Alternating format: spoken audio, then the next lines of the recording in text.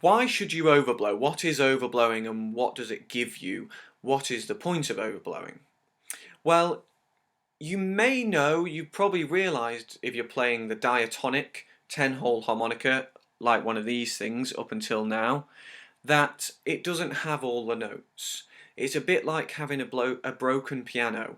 It's a little bit like having a piano with only the white keys without the black keys, except that you don't even have all the white keys. You've got one octave of those white keys, and then you've got kind of a broken version and above and a broken version below. So you really are limited in terms of the amount of notes that are available. Now, some of my videos cover bending technique, where you can actually just dip the pitch of certain notes on the harmonica to get extra notes. So for example, hole 3 on the harmonica, you can get 3 extra semitones. That's the natural note.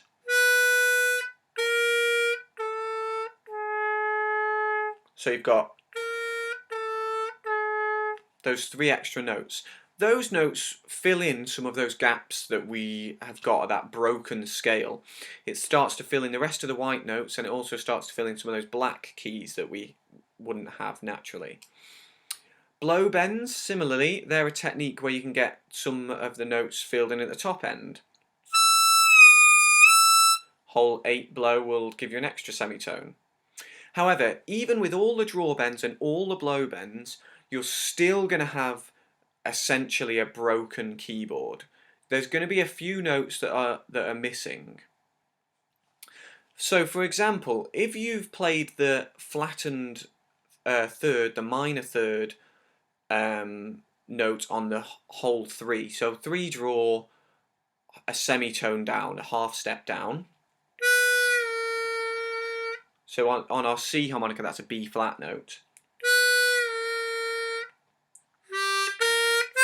It's really useful in blues.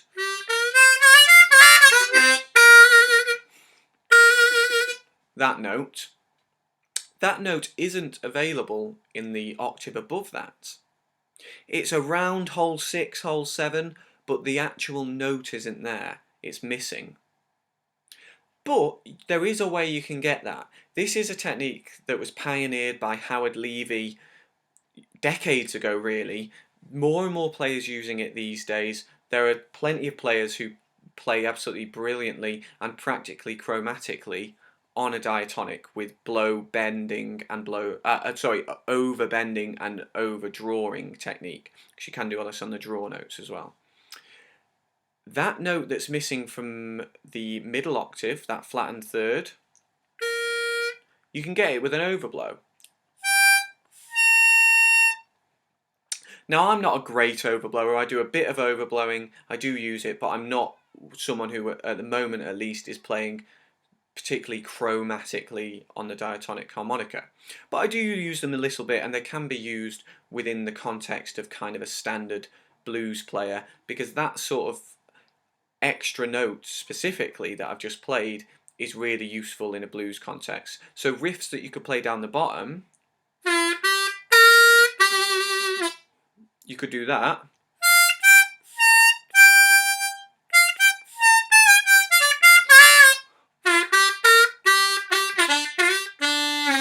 You can kind of move things from the bottom into the middle that you wouldn't be able to if you're using that B flat note, the B flat note that you were used to using on the 3 draw half step bend.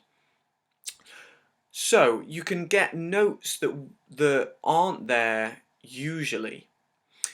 On the 2 draw, there's a half step bend there which you can't get in the middle octave as well. It'd be around hole 5, but it's not possible. So the point of getting that would be for times when you would want to move things that you'd played in the bottom octave using that bend into the middle octave. There are a few notes, without going into too much detail, around holes 4, 5, 6, 7, 8 have got overdraws that just expand your musical creativity. So that's really the key to an overblow, is that it stops your instrument being a kind of broken piano. You've then got all the notes available. Why not just play One of these things, you might say, a chromatic, well, you're still getting the bluesiness out of a diatonic. You're getting that, you can get that bending sound, that tone, whereas a chromatic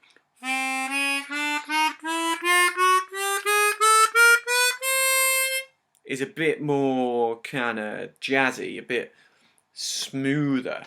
So you've got to think of them as different instruments, really, not the same instrument. But that's essentially what a blow bend will do for you. I'm not going to go into the technique of playing blow bends in this lesson. I'll save that for another day, but I hope that's explained for you what a blow bend is, how it can help you in your playing.